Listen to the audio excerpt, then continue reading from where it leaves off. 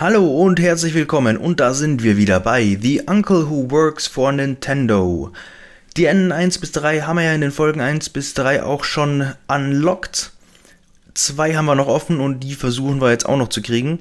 Ich habe zwischenzeitlich noch entdeckt, wenn ich auf eins der Enden klicke, kommt ein Hinweis dazu. In diesem Falle: Some things you remember don't match what you see. Learn what you can, ask questions, have a serious talk. Don't be mean, but still get out of there. Das sind also Hinweise darauf, wie wir das Ende kriegen. Some things you remember don't match what you see. Bezieht sich vielleicht auf den Alkohol, kann ich aber jetzt nicht ganz interpretieren, welche Richtung. Learn what you can, ask questions, have a serious talk. Don't be mean, but still get out of there. Also am Ende müssen wir auf jeden Fall vermutlich wieder Mutti anrufen und nach Hause. Aber learn what you can, ask questions, have a serious talk.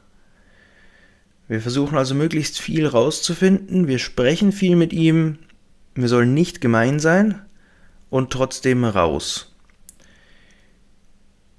Ich würde vermuten, wir versuchen mal, dass wir wieder die Eltern erwischen, wie sie sich nicht mehr bewegen, denn es heißt ja learn what you can und dann ask questions, have a serious talk. Wir sprechen mit ihm und versuchen möglichst viel aus ihm rauszukitzeln und dann versuchen wir wegzukommen und gucken mal, ob das vielleicht ein neues Ende ist. Back und wir beginnen wieder um 7 Uhr in the den. One quick question then. Was your friend's father drinking beer at dinner? I'm not sure what I saw. Das ist auf jeden Fall, das entspricht dem you don't remember oder what you remember doesn't seem to be true. I'm not sure what I saw. In the corner, the grandfather clock is ticking softly. Through a nearby set of patio doors, you can see it's getting quite dark. Framed pictures line the walls. Dave is parked in front of the large TV, playing something on the Nintendo 64. Wir fangen, würde ich sagen, mit den Framed Pictures. You walk around the perimeter of the den, inspecting the pictures idly. Most of them are family portraits from years past. Dave cradled lovingly between his mother and father, or any one of the three on their own. A happy, tidy family. Look for pictures of Dave's uncle. You don't find any, not one. The only pictures here are of Dave and his parents. You don't know why that makes you feel uneasy? Time passes. So, jetzt als nächstes gehen wir mal go to the kitchen. Wir gehen in die Küche und gucken nach den Eltern, denn da wissen wir schon, passiert was Neues. You head towards the kitchen, thinking you may grab a soda from the fridge. On the way, you have to head to the dining room. Dave's mom and dad are still there. The table hasn't yet been cleared and they're still sitting in the exact same place as you left them. In fact, you realize they aren't moving at all. They sit there, completely still like mannequins. Dave's dad is holding up his glass of lemonade, as if getting ready to take a drink. Dave's mom has her head turned and her mouth slightly open, as if she froze immediately after you and Dave left the dining room. Attempt to talk to them. Are you okay? They don't respond. Thunder rumbles outside. They don't seem to notice. Please, are you okay? They aren't even blinking. Run back to the den. You head back to the den. The clock chimes. You are in the den. Okay, wir haben es jetzt 8 Uhr, noch viel Zeit. Und jetzt würde ich sagen, müssen wir mit Dave sprechen. Tell Dave about his parents. You tell Dave what you saw. What? He asks, looking over his shoulder at you and pausing his game. Your parents are sitting in the dining room still. They're not moving, they're not even blinking. Oder, this isn't a very funny joke for you all to play on me. I think I want to go home. Nein, nach Hause wollen wir noch nicht, wir sprechen weiter. Your parents are sitting in the dining room still. They're not moving, they're not even blinking. Are you sure? Says Dave, frowning at you. I bet they're just being weird. Give me a second. As he stands and moves out of the room, he points back at the 64. You can play my game if you want. Nein, das passt nicht, wir warten. You stand alone in the den, listening to the wind outside and the chiming of the grandfather clock. You try to listen to the conversation Dave must be having with his parents, but you don't hear anything. After a while, Dave comes back. They look fine to me, says Dave. Mom said she's gonna bring us popcorn soon. What? Nice try for a prank though, says Dave, seemingly ignoring you. Oh, and one more thing, says while he resumes his spot in front of the Nintendo. Thanks for sending me out then. Mom made me help her clean up after all. Special company. What? Oh, my uncle's coming to visit. Time passes. So. Wir haben keine Möglichkeit, mit ihm über Daves Onkel zu sprechen. Wir können auch nur Think About Daves Uncle machen.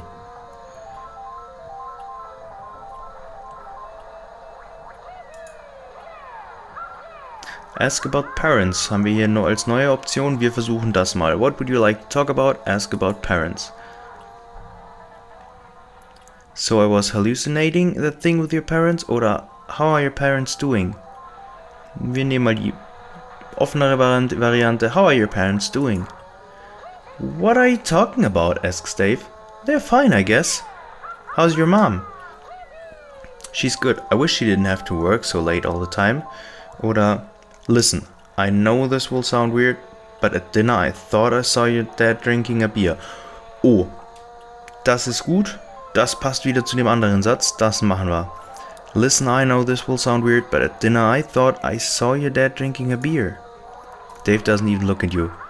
My dad doesn't drink, he says. Yeah, I know. That's why it was so weird, because when I looked again, it was just a glass of lemonade, oder? I thought so, never mind. I'm sorry I brought it up. Nein, wir machen Option 1. Das geht in eine gute Richtung. This seems to catch Dave's attention, as he stops playing the game and turns to look at you. Are you sure you saw that? Yeah, totally. Weird, huh? Oder, no, I guess I was just imagining things, sorry. Wir bleiben dabei, totally weird. Yeah, says Dave. Then he grins at you. Maybe you're losing it? So much for that. What else is there to talk about?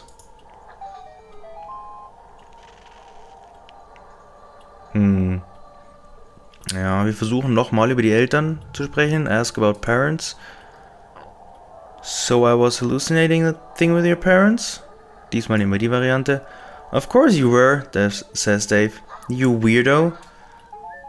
But the thing is, I saw them. But you see, earlier at dinner, I saw your dad drinking a beer. Das hatten wir jetzt ja gerade schon. But the thing is, I saw them. No, you thought you saw them, says Dave. Dave says firmly. You bite your lip and look at your hands. I thought so. Never mind. I'm sorry I brought it up. Yeah, it's okay, says Dave, shrugging. You wonder what else you could talk about. Quatschen wir nochmal über die Games.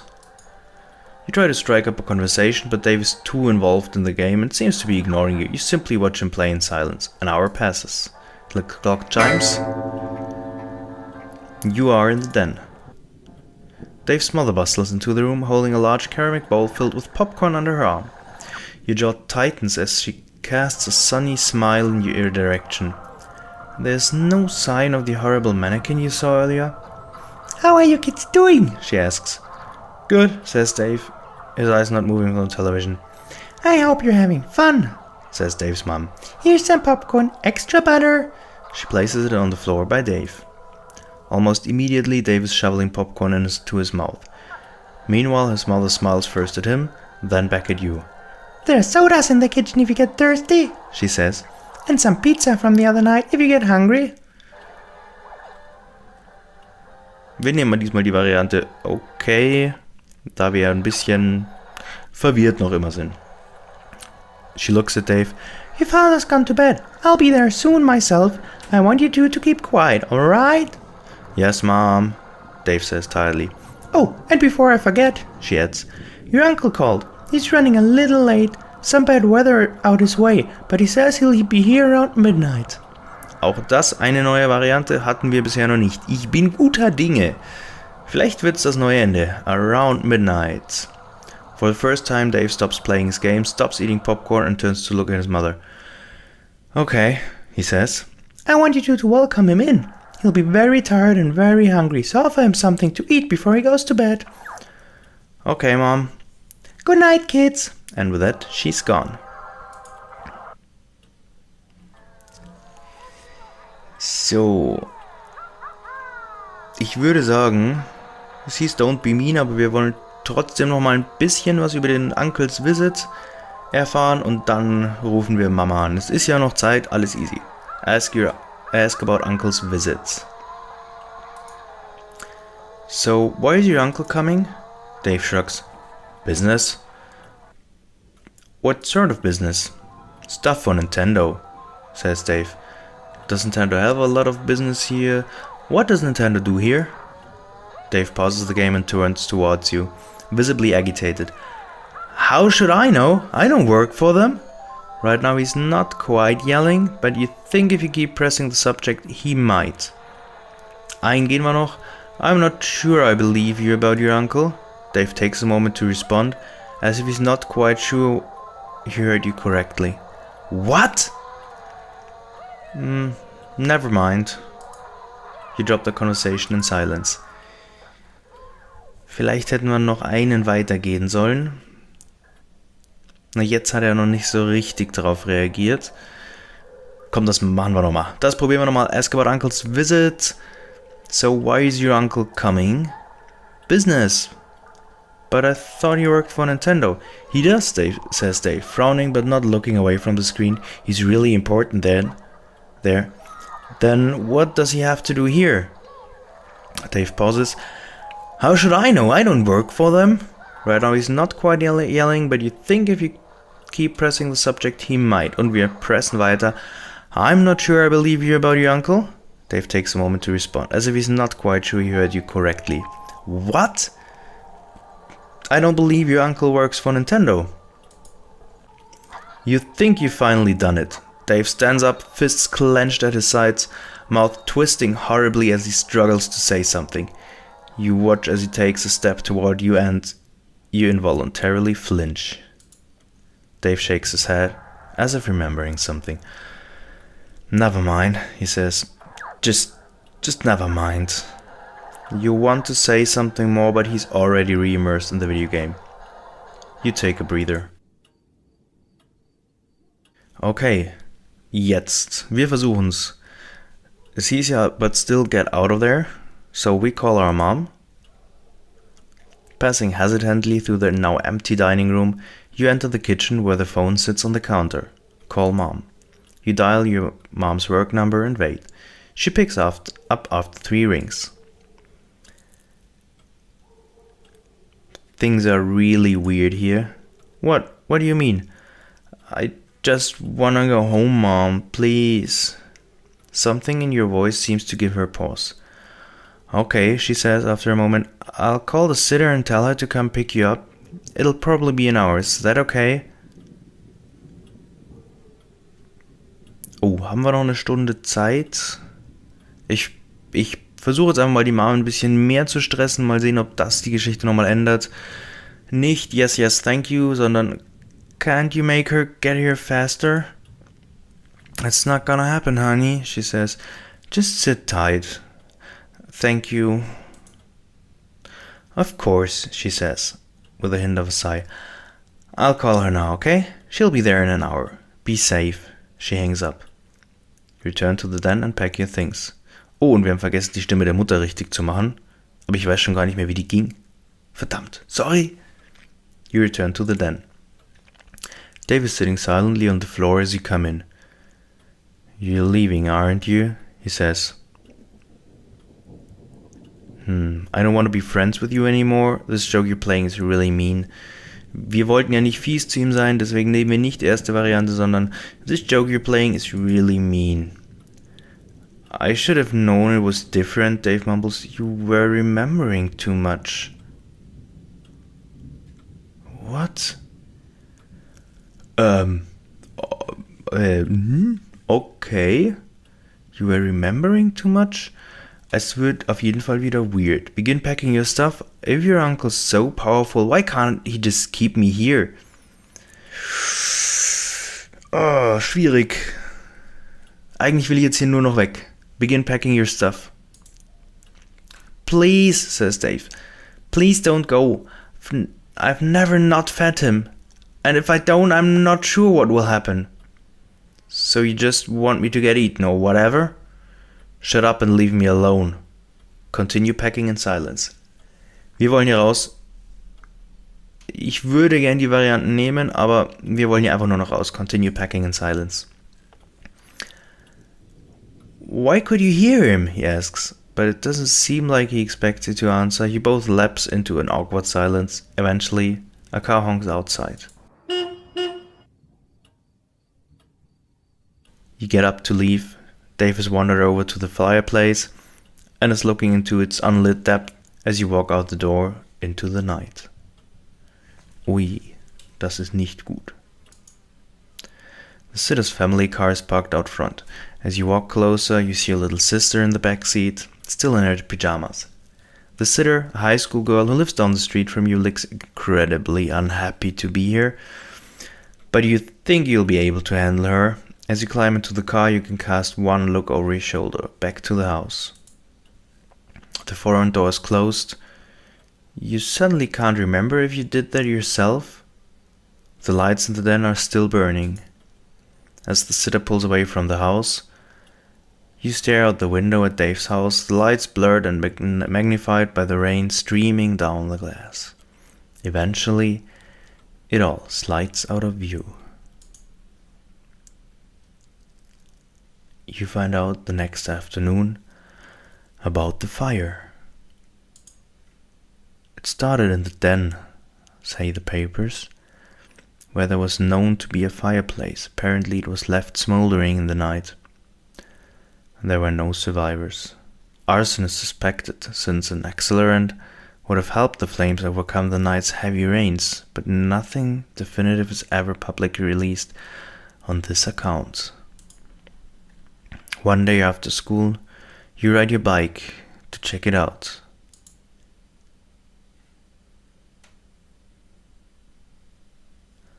Parts of the house still stand, walls and beams blackened by the flames. Yellow caution tape has been looped around the outside, and the rubble hasn't yet been totally cleared out by the city. You decide to investigate. The second floor has either mostly burned away or fallen through, but standing in what used to be the den, you look up to the hole that would have been Dave's room. The broken glass and charred drywall crunch beneath your feet.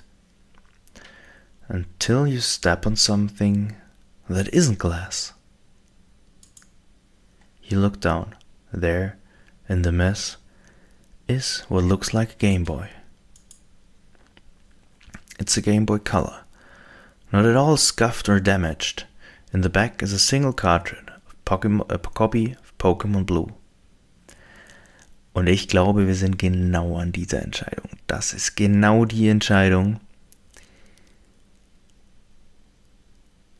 Es hat geheißen, wir sollen trotzdem weg und ich bleibe dabei. Wir wollen mit diesem Gameboy nichts zu tun haben, denn der kommt von dem Onkel. You leave the Gameboy. You leave the ruined house and hop back on your bike, pedaling back home. Your mom doesn't have to work tonight, and since she knows you're taking recent events hard, she's promised to take you and your little sister to the movies. You don't think about Dave at all. And the uncle who works for Nintendo. All unsafe data will be lost. Wow. Okay.